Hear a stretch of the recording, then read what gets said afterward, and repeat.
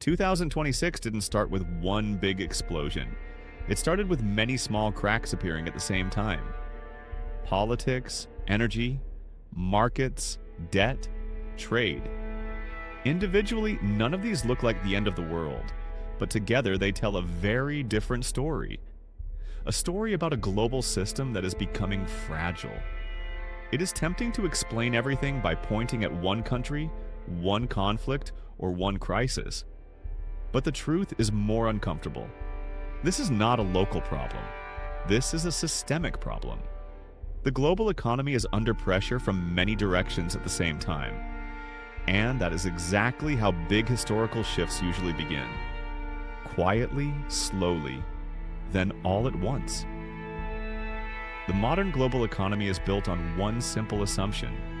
Tomorrow will look more or less like today. That assumption supports everything: trade, investment, banking, debt, long-term planning. But in 2026, that confidence is starting to weaken. When confidence weakens, planning becomes shorter. When planning becomes shorter, risk becomes structural. And that is when systems become fragile. Energy is the foundation of the modern world. If energy is cheap and stable, economies grow.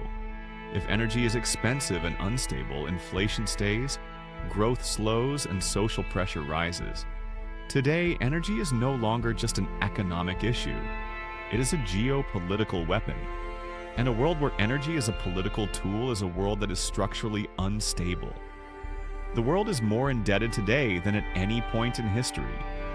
Governments are in debt. Companies are in debt. Households are in debt. The system survives because everyone hopes interest rates will not stay high for too long. But hope is not a strategy. High debt does not cause a crisis every year. But when something breaks, debt always makes the damage bigger. Modern financial markets are faster than ever, but they are also more emotional, more sensitive, and more fragile.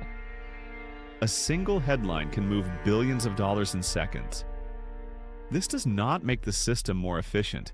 It makes it more unstable.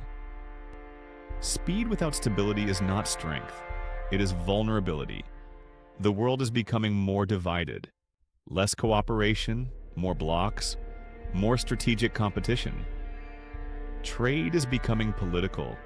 Technology is becoming political. Even money is becoming political. This makes the global system less efficient, but also more fragile. The real danger is not one single crisis. The real danger is that energy, debt, finance, and geopolitics are all fragile at the same time.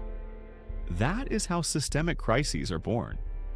Not from one shock, but from many weaknesses lining up together. Big economic transformations never arrive with an announcement. They build slowly, almost invisibly. And then one day, people suddenly realize the rules of the game have changed. Usually that realization comes too late, but history also teaches us something else. Every period of instability creates new winners. Energy, commodities, defense, and safe haven assets like gold. And sometimes even volatility itself becomes an opportunity for those who understand how the system really works. In the coming years, the world will be divided into two groups: those who react emotionally to chaos, and those who understand the structure behind it. One group will be surprised again and again. The other will be prepared. 2026 will not necessarily be the year everything collapses, but it will be remembered as a year when the global economic order kept changing direction. Quietly, deeply, structurally. So the real question is not whether the world is becoming more dangerous. The real question is this: are you prepared for a world that is no longer stable?